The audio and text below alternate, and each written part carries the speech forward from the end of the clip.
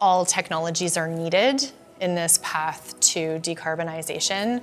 I think people tend to get somewhat myopic and focused on just one thing as being the panacea. It's going to solve all of our problems. Right. So whether that's nuclear, whether that's solar or wind, and I think there's a recognition within the sector that everything is on the table, everything has a role to play, and that we need to really stay focused on how do we take that last mile of emissions out of the system.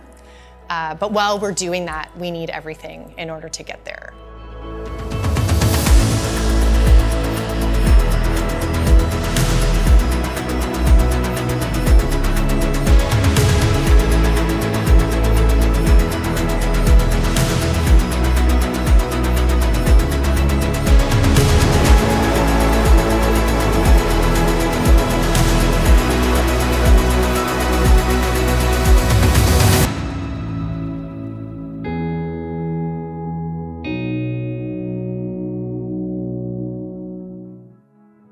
Welcome to Lightbulb Moments, a video podcast series brought to you by Mitsubishi Power. I'm your host, Erin Bordelon. Today, I have the pleasure of speaking with Shelley Babin. Shelley, thank you so much for being here today. Thanks, Erin. It's nice to be here with you. So before we get started and talking about Ontario, Canada in general, and what energy is like here, I want to give you an opportunity to introduce yourself and tell me a little bit about the journey that brought you to where you are today. Sure, yeah, happy to. So I'm a lawyer by training. Oh. Yes, so my first job out of law school was at a big national law firm in Toronto, Ontario. I practiced corporate commercial litigation, so sort of like Suits, but not as dramatic. Wow, but actually, that was filmed here in Toronto, wasn't it? Yes, okay. In the building that I was working in. No way. Same office tower, very different experiences. Wow. Yeah, but it was a very dynamic environment to sort of learn and grow in. Sure.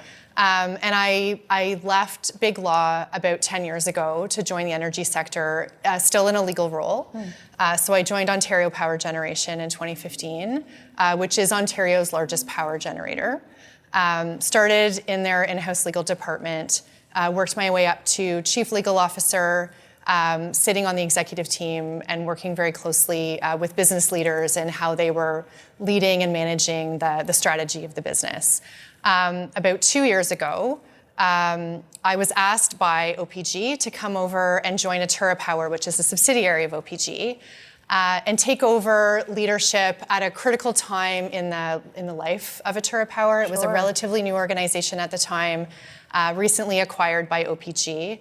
I got to work on the legal side of the acquisition, and so understood the business a little bit from a legal commercial perspective, but coming over to really help lead growth strategy. So Ontario is going through a bit of a renaissance in its energy sector, which I think is similar to what we're seeing around the world to meet increasing demand. For the first time, there's actual organic growth happening in Ontario in the energy sector. So leading our growth strategy as well as making sure to focus on our core operations and that we're continuing to provide that support into the system. So Atura Power is a producer of gas power generation in the province. We have the largest fleet of gas power generation in Ontario.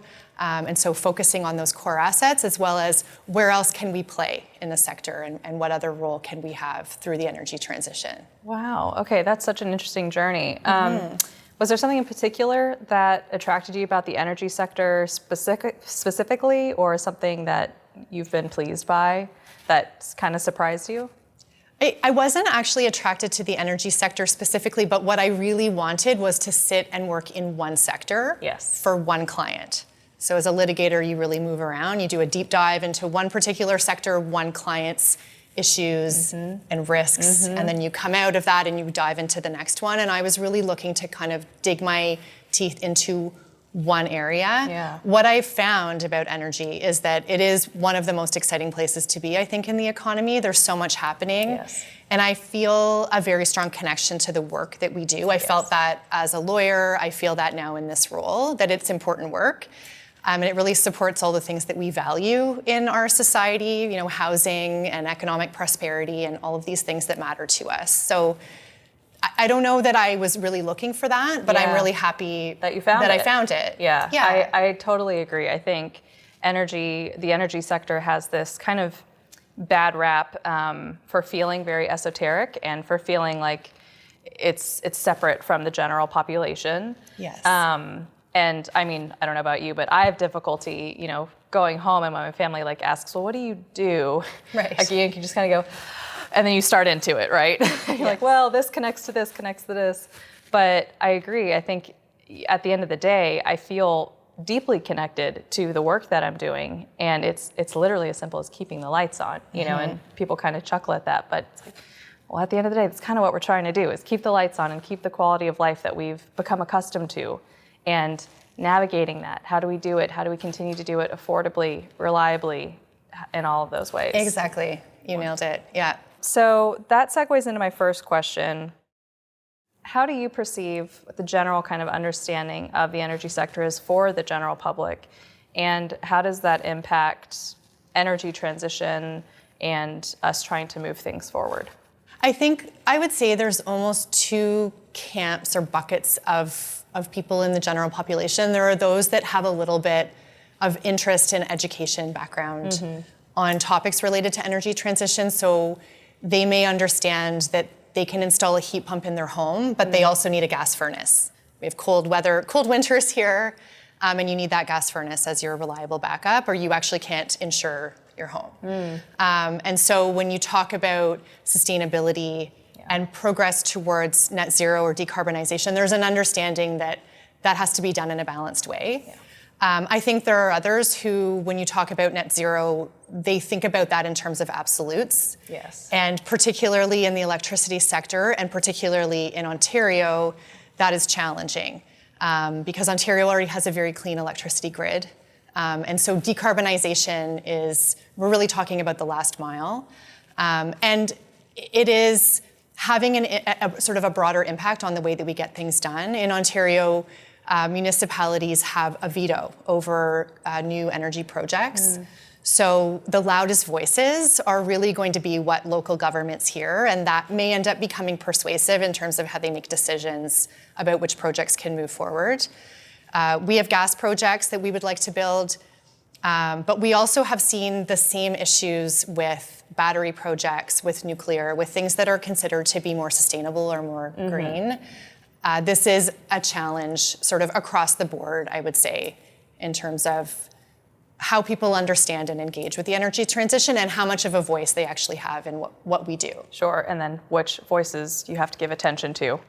What fire do you put out on what day? Exactly, yes. Can you provide a little bit of insight as to how Ontario's energy mix has changed over the years? What are some of the bigger markers that you've noticed? Yeah, Ontario has an interesting history, I would say, with electricity in that has a very long history of hydroelectric power. Sure. Going back more than 100 years. It has a really deep history in nuclear. And so there is a lot of hydro and a lot of nuclear already existing in Ontario. And in the early 2000s, the Ontario government launched a coal phase-out program. Okay. And so it took about 10 years, between I think around 2004, 2014 was when the last coal plant was shut down. Wow. But a very sort of orderly transition of closing down those coal facilities. Which was the first jurisdiction in North America, actually, to make that shift to coal closure. And it required Ontario to get really focused and really disciplined through that phase-out about how it was going to handle reliability and affordability once coal was completely gone. And so it introduced a gas power program. And so it did a sort of a disciplined build-out of combined cycle gas turbine plants across the province. And it also introduced a fleet of renewables to support as well. Of course, the gas plants work sort of in collaboration with the renewables. They back up the renewables when they're not there. So I think we have a somewhat of a unique mix in North America in that we have no coal, and we rely on nuclear and hydropower as our base load. And natural gas is less than 10%. Is that accurate? Yes, I think it's around 10%. So nuclear is about 50%, hydro 25%, gas is probably 15%, and then renewables make up the rest. Wow. So can you walk me through then the paradox of increasing or continuing or supporting reliance on natural gas in the pursuit of decarbonization, and why? I love how you put it earlier, that net zero as an absolute. and there's a bigger story here. So walk me through that a little bit. Yeah, this is an interesting paradox, and I like I like that word. I think it's very accurate. So I would say we know that natural gas as a technology really supports the electricity system in terms of reliability. So natural gas has that ability to ramp up very quickly when the need is there, and to ramp down when the need is not there. That's particularly important, obviously, when we're talking about days that are not sunny or the wind is not blowing, but also when there are large nuclear outages, which tend to happen from time to time. So the nuclear fleet, or the gas fleet, is really there to support that reliability of the system. It's also a technology that can be built and brought online very quickly. And so what we know in Ontario is that we have a very near-term need for an increased generation. We also have a long-term need for increased generation. We know that the grid is probably going to double between now and 2050, but a lot of that work needs to happen in the early 2030s. Yes. And when you talk about clean technologies, they're going to take much longer to develop and license and permit and get in service. So a nuclear project may have 2 or 3 times the development timeline as a gas project. So if we want to support a longer term build out of a cleaner technology fleet, we need to be able to rely on gas in the nearer term.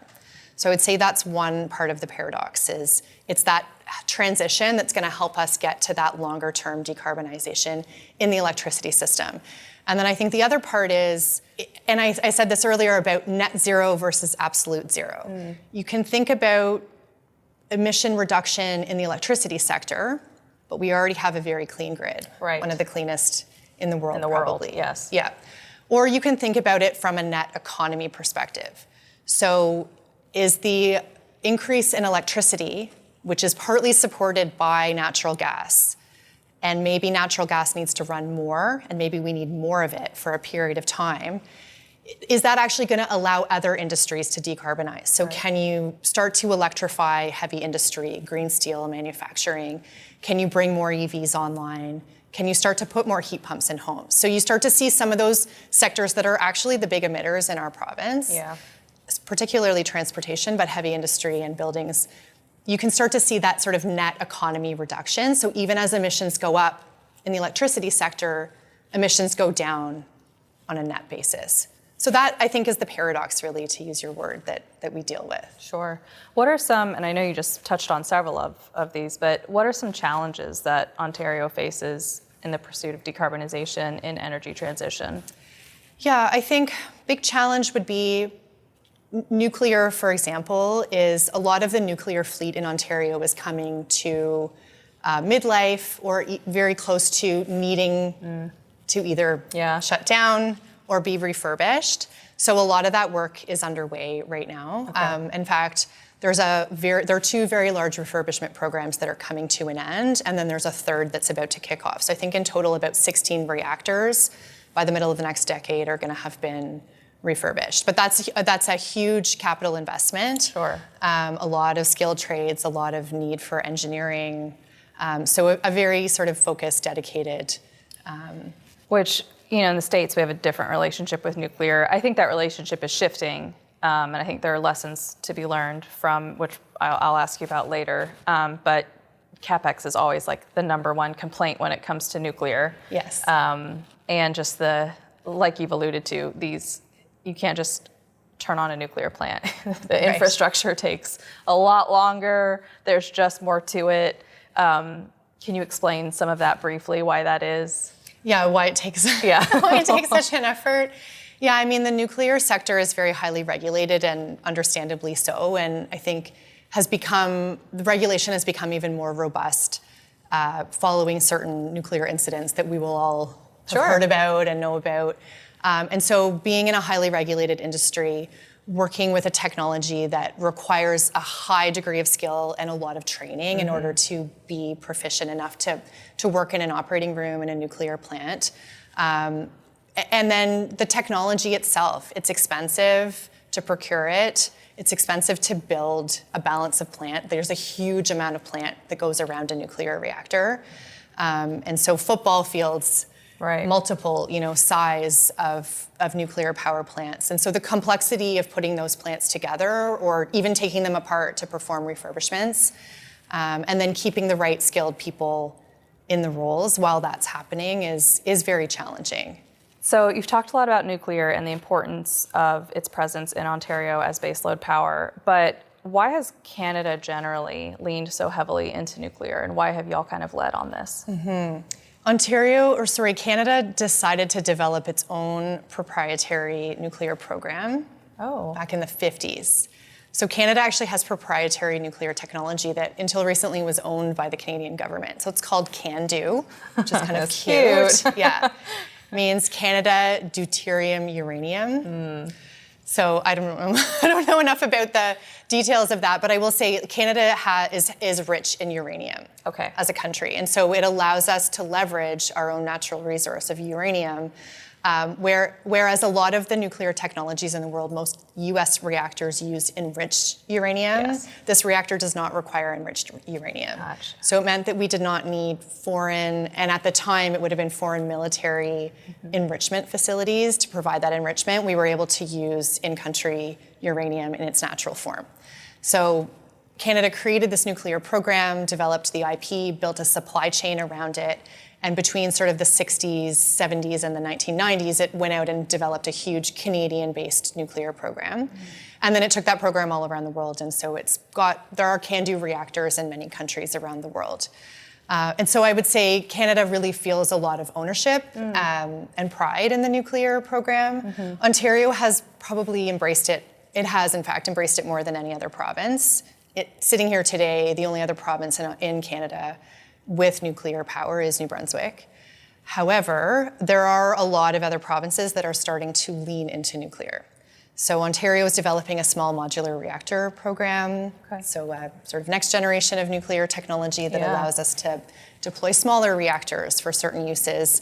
Alberta, for example, is looking at small modular reactors to help them decarbonize the oil and gas sector that is existing there.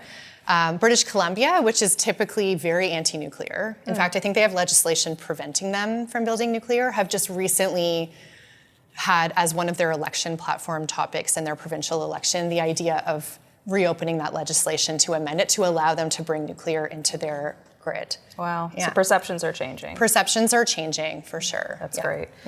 What are some lessons learned, do you feel, from leaning so heavily into nuclear and leading the charge on this? I mean, I think some of it we talked about a little bit. It's really important to have the right people, and that goes right from the very top through the organization. Sure. So that right sort of safety mindset, I think, is incredibly important because there are so many controls in place, and there ought to be. Sometimes those controls expand or extend to places that they don't need to be there. Sure, okay. Right, so in an environment where we're trying to develop things like small modular reactors or go out and develop and potentially build new large reactors, there needs to be a little bit more of a commercial approach to decision making. And I think we're starting to see that. Obviously, we all know that AI and these larger platforms are going to start straining the grid, and we're going to have to start accommodating for them. But a lot of the major players in the data sector they're leaning nuclear. Yes. Right? And that's a big shift, I feel, in the story of energy transition, at least in the United States. No, I think it's really exciting. I think it's energized, not to be cute about it, but I think it's been energizing for the sector and for the energy sector in general here. Like, it's a very unique way to do a power purchase agreement.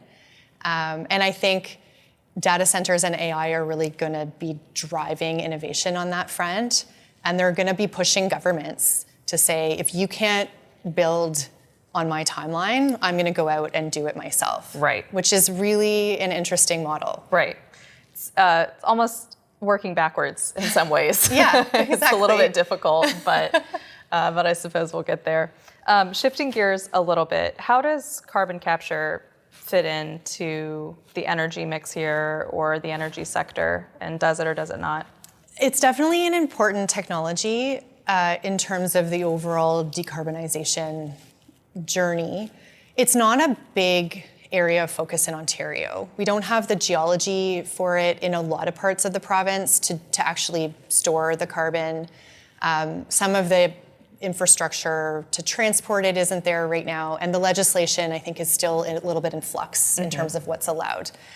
It is a much more common technology in Alberta. Okay. So Alberta, again, they have the oil and gas sector there. Sure. They have a big reason to be focused on decarbonization, and a lot of policy incentives are driving them to that. I would say some projects are going to continue to move forward, but we have seen a bit of a slowdown. Some projects have made some decisions. Some proponents have made decisions to slow down or Yeah, it's pause. cooled off a little bit. It does seem like it's cooled off, and I think my understanding is the reason for that is partly that the government incentives that were expected are not showing up in the way that folks thought that they would. Yeah. So I think your legal background is really interesting. We talk a lot at high level about diversity and collaboration and the importance of different voices in the energy sector.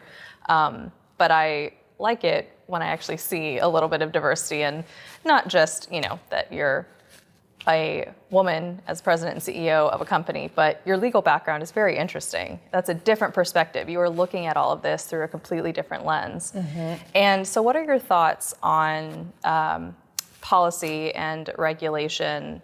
Are they measuring up? Are they more helpful than harmful? What are your feelings on all of that? Yeah, I have a lot of feelings about it. Because I think it's a little bit of both. I would say that provincially, the province of Ontario, the energy minister in Ontario has been very supportive and understands very well what the challenges are associated with the energy transition, are leaning into things like nuclear refurbishments, nuclear new builds. They understand that gas is part of the energy mix into the future. They are supporting a hydrogen program, a hydrogen strategy. And I think all of those things are very helpful, and a lot of that is getting embedded into policy and legislation and what we're going to see rolling out over the next while. They also really understand that reliability and affordability have to come first. If we don't manage those things, then we really don't have the privilege of going after sustainability. And so that is a big focus. We also have a number of incentives that come from the federal government that actually mirror the IRA in the US and were implemented in response to the IRA to keep investment in Canada. And those were great announcements, and we were really energized and excited by them. And in some ways, we've seen great benefits from them. There are investment tax credits that will benefit nuclear projects, that will benefit some other clean technologies, including battery energy storage. But on the hydrogen side, they're still a bit convoluted. Yeah. And that, I would say, is another part of the sector that requires a lot of innovation and a lot of focus. Agreed. And it's been a little bit hard to get off the ground because some of those policies are not clear enough for investors to really focus, for proponents to stay and get to final investment decision and actually stay and build projects. Hydrogen feels a bit like carbon capture, just in the sense that maybe it's cooled in the past year. And there was a lot of excitement around it. There's a lot that makes sense about it. And so just kind of the question of, why can we not get across the finish line with some of these projects has continued to emerge? Yes. And don't have a clear answer for that, and we don't necessarily need one, but that's been an interesting wrinkle, I think. It has. Because I think 5 years ago, there wasn't necessarily that sentiment. We saw a lot of investment for like our ACES Delta project in Utah and moving that forward, and I mean, that's gonna go online next year, if everything goes as it should. But some of the other hubs have kind of cooled. Partners are pulling out, that sort of thing. So it's a similar narrative. It's similar. We actually have a hydrogen program, Atura does. And so we're really in it on this one. This is a technology that we're investing in. Yeah. And we feel is important in the power generation space as natural gas power operators. Sure. We need to find that solution to how do you have a resource that can do load following but is zero emissions. So we know we're going to need it. So we're sort of putting our eggs in the hydrogen basket. But yes, we're seeing that slow down. It's really in the offtake market. Yes. And that's obviously, the challenge. That's the challenge. We've got this commodity, but we need the market to show up to be able to keep it moving forward. Which I think is the tough lesson, which is just the simple truth that if the economics don't line up, and if it doesn't make sense for the off-taker, they're not going to do it. Exactly. Right? And that's deflating, I think, in some ways. So Yes. it's like, well, we have the technology, just do it. But it's that larger quality of life. Look, this is what we are accustomed to. This is what our lives are built off of. Right. We're not going to sacrifice any of that. That's right. And we're not going to pay more. And we're not to going to do pay that. more. Yeah, exactly. So we're working really hard. I would say the transportation sector is a first mover on hydrogen adoption. And so we had to focus on other sectors, but transportation's really emerged as they're ready and willing to pay that premium. And so that's where we're going after right now. So we've got hydrogen production, a production project that's underway. We're going to start construction next year. It's exciting. Yeah, so we're going to have the production, or we'll have the hydrogen. We're going to blend it actually at one of our power plants as well. I know Mitsubishi has blending technology. This is not a Mitsubishi plant where we're going to do the blending, but it is really exciting because it's an important part of that value chain. Yes. And I think we just need to keep putting one foot in front of the other, even as things move slowly, because it is really important to focus on that sustainable future state. Absolutely. Yeah. You mentioned briefly battery energy storage. Can you introduce me to Napanee, walk me through what that is, why it is, et cetera? Yes. So we have an existing operating plant at Napanee, which is a Mitsubishi station. And we have a big parcel of land to the east of that station, so proximate to transmission that's already there for our GS. We, through a competitive procurement that the Ontario government ran, we bid in a project and we were successful in getting a 20-year contract with the system operator for 250 megawatts of 4-hour batteries. So the idea of the project is the batteries will charge using grid power during low demand periods, and then they'll be discharged onto the grid during higher demand periods to support peak shaving, potentially defer the need to rely so heavily on gas, but probably in the shorter term it will be more to support increasing demand across the province. So we're really excited about the project. It's our first foray out in electricity generation outside of gas. Yeah, and we've put shovels in the ground just in the last month. That's which is exciting. Really exciting. Yes. Wonderful. Congratulations. Thank you. So, like grid intermittency and stability, these are still concerns that you guys have here. Oh yes. Big time. Oh yes. I mean, that's really, at the end of the day, that's the sort of the fundamental tenet of the system, is that it's reliable. Yeah. And that it's affordable. But really, yes, we do really worry about being able to meet that need. Yes. And I like what you said earlier. You mentioned the privilege of sustainability, right? So we have to be reliable. We have to be affordable. Those are the two things that are non-negotiable. And then we can talk about sustainability. Exactly. And I think that's, again, I know that's something that I try to communicate out to people, that decarbonization and sustainability efforts, they really are a privilege that not all places have, but that if a place doesn't have that privilege, don't count them out of the game, right? Right. The whole movement of energy transition and decarbonization it's a global, we're all in it together, That's as cheesy as that is. Yep. And I think it's going to happen, and it's happening already, that in certain parts of the world, in North America in particular, but in Europe, this is happening too. We're going to take one step forward and 2 steps back as we figure this out, as governments put their mandates forward, right as technologies evolve and develop, as demand profiles increase, shift, and new technologies come online in terms of electrification. I think it's going to be challenging. I mean, we saw what happened in Germany. They went off nuclear, and then they really had to look hard at how are they going to meet the needs in their system. And so all of their efforts around sustainability have been reversed effectively. Right. So, it's not, nobody is doing this in a perfect way. I think everybody is navigating as best they can. But it's important to kind of keep in mind that this is a journey and it's not linear. Right. Well, exactly. I think we have this bad habit of thinking that progress is linear, and that any kind of movement we make has to be a linear journey, and it's absolutely not. We're seeing lots of recursion in everything that we're doing, from research and development to actual execution to policy implementation, and either having to pause or stop or go back or, okay, well, we can take 2 steps forward now, and learning from each other as well. Exactly, yeah. Have you found any challenges in competing with the US market on the road to decarbonization, or any kind of, what have your experiences been there? Yeah, I think we've had a few, and it's funny because competing means a different thing maybe to an American and to a Canadian.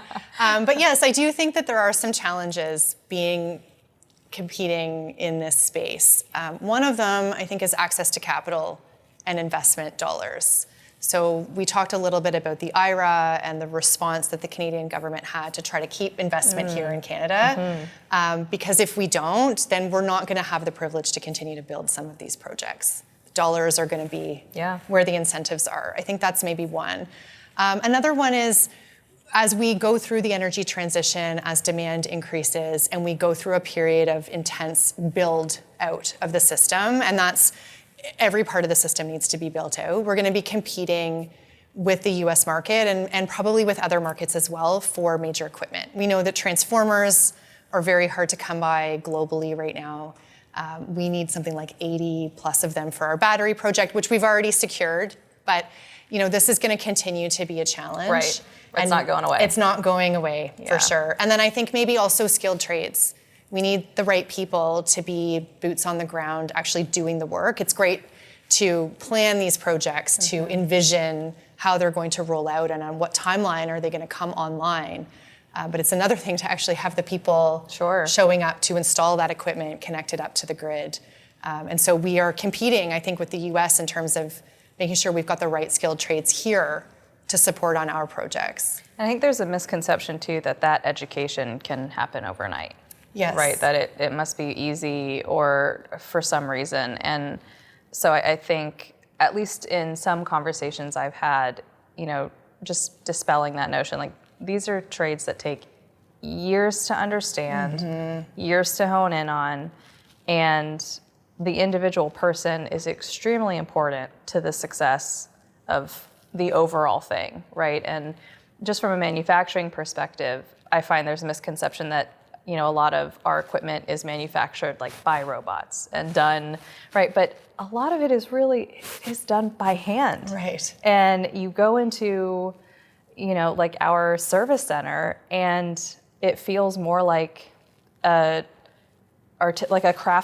craftsman's workshop than a manufacturing place. And I really just want to get that across and make sure that people know, like, these are very, very skilled, very important. That's a very good point. Yeah. I was in one of your manufacturing facilities in Savannah, Georgia, and I saw, there's lots of innovation in that facility, but for sure, to your point, lots of very skilled craftspeople in there. Yeah, absolutely. At the end of the day, like, you have a blender and a welder, right? And the robots can measure and make sure that it's accurate and up to snuff, but it's still people doing the labor. Exactly. It's really important. Can you give me an overview of the current status of Ontario's infrastructure generally, and are there any challenges you foresee with that in the future? I think a big challenge that Ontario has is marrying up transmission with generation. So it's not vertically integrated the way that it is in some places.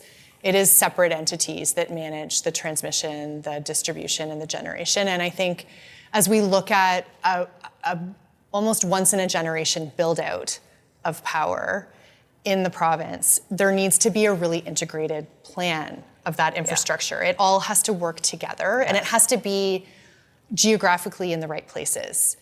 And transmission as poles and wires, it's also, for us, important that it's the gas transmission system, and it's not easy to build pipelines. It's not easy to get that permitted, to get community approval, to get Indigenous support. And so it's really going to be, I think, a challenge as we move forward, that we're acknowledging existing infrastructure challenges and realities as we look to site future projects across the province. You mentioned Indigenous communities briefly. Can you give some insight into how Ontario or Canada's relationship with these Indigenous communities has evolved and developed over time? I would say that it's an evolution in terms of how the sector works with Indigenous communities. So, for example, when the hydro facilities were first built in Ontario, Indigenous lands, traditional lands were flooded without even any notice. So people sort of woke up one day and their traditional hunting lands, their traditional burial grounds were gone. Yeah. And so there's been, I think, a reckoning and a reconciliation that's been happening in the sector for quite a long time to try to. And when did that happen? Like, how long are we talking? That was like that? Sort of the 1920s, 30s, 40s, 50s, that timeline, early. But I would say that it didn't really come to the, I don't want to say the consciousness, because I think folks knew, but I don't think that they fully accepted that it was something that we needed to reconcile. Sure.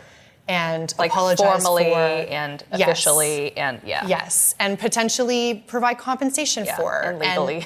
Right, exactly. And so how we're moving forward from there is, I think, the way that we need to go going forward in the sector. So it's to understand and acknowledge that Indigenous communities, just like other communities, are looking for wealth creation. Right. They're also looking for an acknowledgement that projects are being built in their traditional territories and that they have rights in those territories. And so they need to be participants, whether it's to engage and consult with them, which there are legal obligations to consult with Indigenous communities before proceeding to permit projects, but also how might they participate from an economic standpoint? Do they have, some communities have, for example, construction firms that they will contract out to projects. Some communities want to be equity participants in projects. So there's sort of different ways of engaging in an economic and a wealth creation perspective. I think there's an acknowledgement in Ontario for sure, but I think in Canada in general, that you can't and you won't build an energy project without Indigenous community participation in some way, shape, or form. Sure. Which I think also speaks to, again, we talk about collaboration, we talk about diversity. These are the types of things where that emerges, right?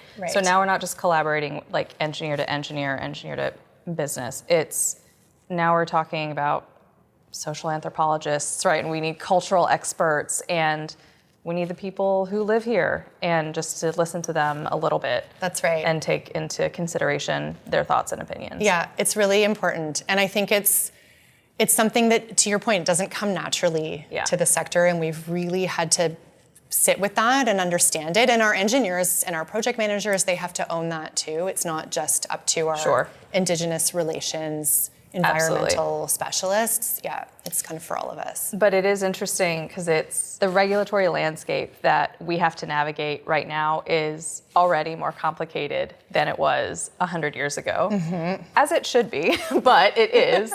And that's another one of those things that I think people don't really consider when they think, well, we'll just do this or just do that. There's no just doing anything, right? There are lots of steps, there's lots of permits, there's lots of people that need to be talked to so that long term, this is a successful and meaningful engagement. Yes, absolutely. What misconceptions about energy or power or anything about your day job do you find that you have to regularly clarify or combat?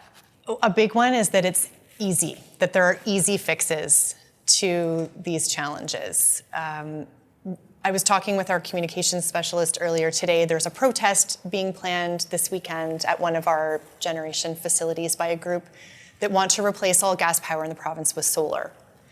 And that's a nice idea, but it's not a practical solution to the energy transition. And it would mean, quite frankly, blackouts across the province, risk to economic viability in the province. It's just not something that is supportable. And so I think that's a big one, is helping people understand that there are a lot of complexities to these challenges and that it's going to take time for us to get there. And that there needs to be a little bit of confidence in the people that are really focused on this. We are not entrenched in there's only one way of doing things. As an organization, as a sector, I think we're really open to innovation, but that innovation takes a lot of time to develop and be reliable, be something that is cost effective in order for us to fully be able to adopt it.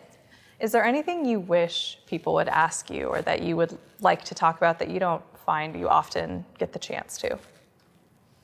About work. Yeah, I think one of the things that would be great to have a platform for is this idea that all technologies are needed in this path to decarbonization. I think people tend to get somewhat myopic and focused on just one thing as being the panacea. It's going to solve all of our problems. Right. So whether that's nuclear, whether that's solar or wind, and I think there's a recognition within the sector that everything is on the table, everything has a role to play, and that we need to really stay focused on how do we take that last mile of emissions out of the system. But while we're doing that, we need everything in order to get there. So where do you see us, the power sector, the energy industry, in 50 years? What are you optimistic about? What are you looking forward to? What do you think will work? Oh yeah, 50 years from now is kind of wild to think about. I think I'm optimistic about really smart minds, really dedicated and focused on doing the right thing. Doing the right thing. Yeah. Supporting a brighter future for everybody, for our grandchildren. I mean, that's why we're all doing this, yes. Right? So I think that, and I see a lot of that in the sector when I'm out meeting with folks and understanding what they're focused on and what they're really passionate about. I think that gives me some hope that 50 years from now we'll have amazing things like nuclear fusion, that is the sort of the power generation source of the future, and that the really bright minds have figured out how to make that grid scale commercial. Mm-hmm. I think that would be really exciting. Seeing a complete uptake of clean fuels in our energy system beyond power generation, so mm-hmm. having it in our power generation, but also seeing those applications in other sectors. Yeah. Agriculture. Exactly. Yeah. Exactly. And then I think we're going to learn a lot over the next little while. Like we talk about 2050, that's only 25 years from now.